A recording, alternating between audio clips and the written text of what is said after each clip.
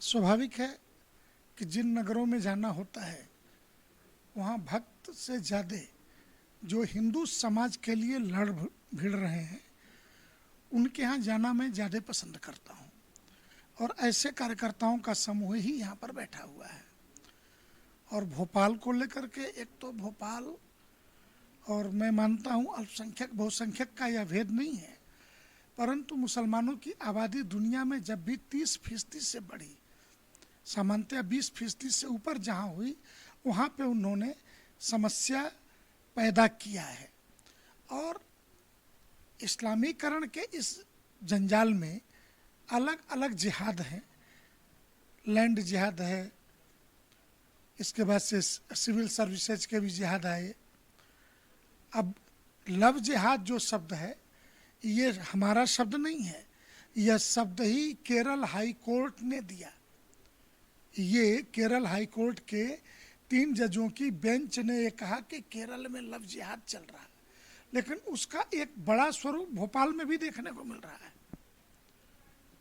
भोपाल अछूता नहीं है। और इस लव जिहाद के पीछे के जो कारण हैं, अगर मूल कारण को समझें, 2004 में पिता की संपत्ति में पुत्री का अधिकार। अरे पुत्री का अधिकार तो पहले से भी था। अरे बेटी पर अगर कुछ बन आई तो उसके भाई और पिता सर्वस्व संपत्ति बेच देते थे और बेटी की रक्षा करते थे। बेटियां तो पहले गांव की हुआ करती थी। गांव के बेटी की इज्जत के लिए पूरा गांव एकजुट होकर के लड़ता था। हम तो वो लोग थे कि जिसने रामायण और महाभारत अपने नारी के सम्मान स्वाभिमान के लिए लड़ा है, द्रौपदी के लिए, सीता के लिए लड़ा है। लेकिन जिस तरीके से संपत्ति में अधिकार की बात करके, तो एक बाप के पास माना कि 1000 करोड़ की प्रॉपर्टी है, ऐसी लड़की चिन्हित की जाएगी। ये जिहाद कैसे है ये मैं आपको क्लियर बताता हूँ।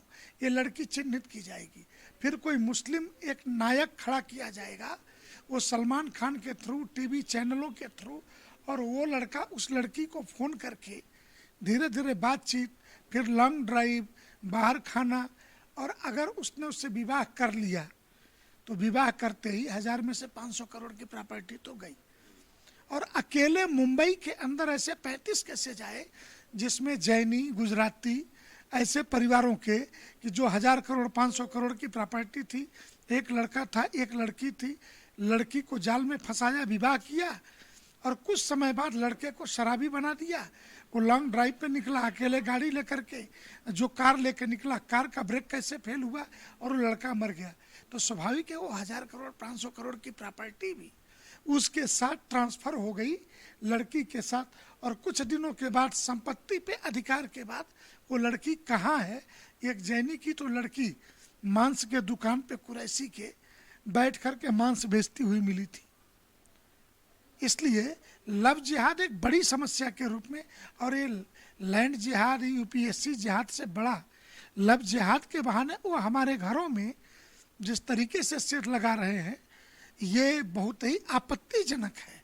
और इसके विरुद्ध हमें तो लड़ना ही पड़ेगा, क्योंकि हमारे बहनों की इज्जत से ज़्यादा हमारे हिंदू समाज के धन और संपत्ति का भी सवाल इसके साथ खड़ा है।